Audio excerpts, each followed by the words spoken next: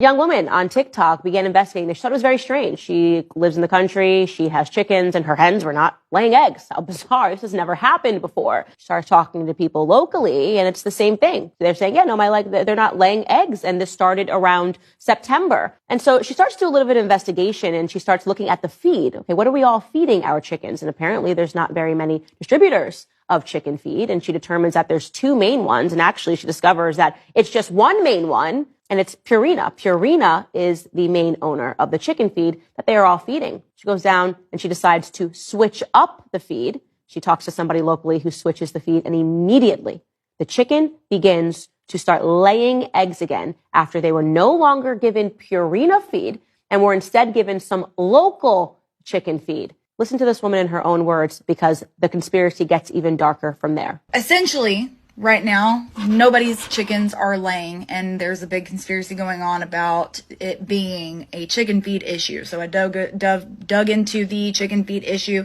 come to find out Producer's Pride and Do More Feed from Tractor Supply are both manufactured by Purina, which is owned by Lands of Lakes, which is in a joint venture with the largest egg producer in the United States. I'm sure you're asking yourself, how does this all tie together, right? How does this all tie together? Well,